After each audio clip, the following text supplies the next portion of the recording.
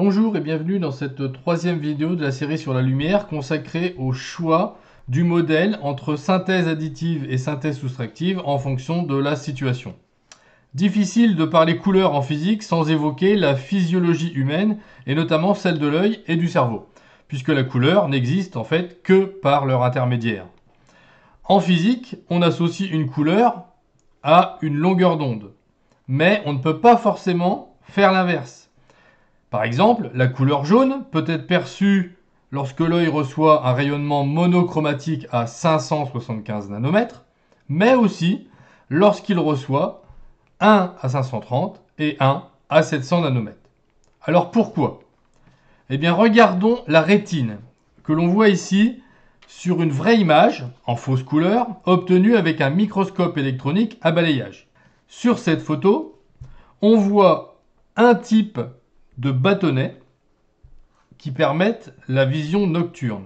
Et surtout, on voit apparaître des récepteurs qu'on appelle des cônes. Et ces cônes sont de trois types. Ces trois types de cônes ont une sensibilité différente. C'est-à-dire que certains absorbent les rayonnements autour de 437 nanomètres, comme on peut le voir ici, on parle de cônes bleus. D'autres autour de 533 nanomètres, on parle de cônes verts. Et les derniers autour de 564. Alors évidemment, c'est pas au maximum dans le rouge, mais on les appelle quand même des cônes rouges parce que ce sont quasiment les seuls à pouvoir absorber le rayonnement rouge ici. Le cerveau, ensuite, effectue la synthèse additive qui va résulter de la combinaison de l'absorption par chacun de ces cônes.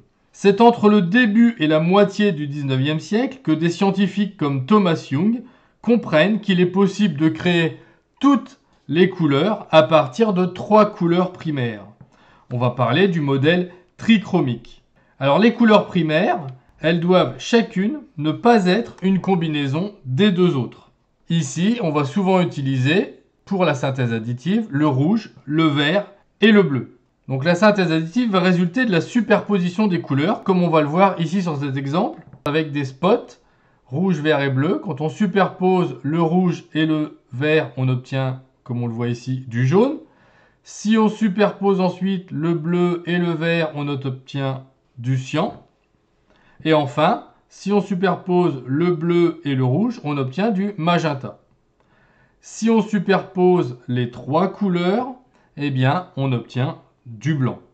Alors, il faut se rappeler que le cyan et le rouge sont ce qu'on appelle des couleurs complémentaires. Qu'est-ce que ça signifie? Ça veut dire que leur addition, si on superpose deux faisceaux, un cyan et un rouge, eh bien, on va obtenir du blanc.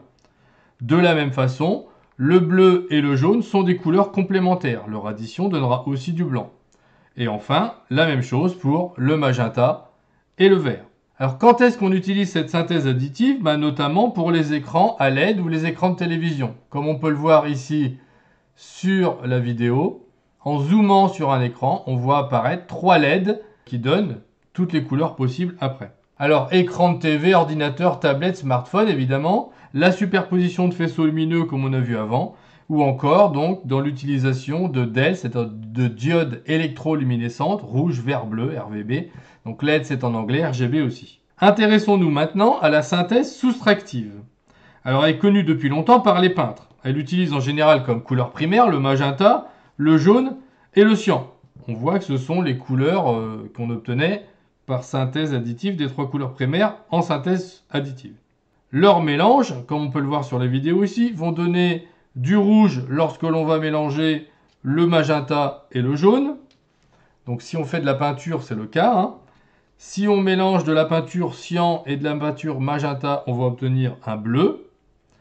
Et si on mélange du cyan et du jaune, on va obtenir une couleur verte. Le mélange des trois donne du noir. Alors pourquoi ça? Pourquoi est-ce qu'on parle de synthèse soustractive? Tout simplement parce que en fait on va avoir absorption d'une couleur. Par exemple, si on prend de la couleur de la peinture magenta, pourquoi est-ce qu'elle est magenta? Parce qu'elle laisse passer, si on raisonne comme précédemment, le rouge et le bleu. On a vu que la synthèse additive du rouge et du bleu dans notre œil, ça donnait du magenta. Donc c'est qu'elle absorbe en fait le vert. Elle va absorber la couleur complémentaire. De la même façon, le jaune va absorber sa couleur complémentaire, c'est-à-dire le bleu, et le cyan va absorber le rouge. L'absorption par une couleur et sa complémentaire va donner du noir. Dans quel cas utilise-t-on la synthèse soustractive? On l'a vu, dans le cas de la peinture ou de l'impression, c'est-à-dire jet d'encre ou même laser. Dans le cas où on utilise des filtres colorés, si on superpose un filtre magenta et un filtre jaune, on va avoir une lumière derrière qui sera rouge, et ainsi de suite. Et enfin, puisque c'est quasiment la même chose aussi dans le cas des solutions colorées, comme on l'a vu en début d'année. Alors c'est tout pour cette vidéo. Dans la prochaine vidéo, on regardera l'application de ces deux synthèses dans le cas de l'interprétation de la couleur des objets. Merci, à bientôt.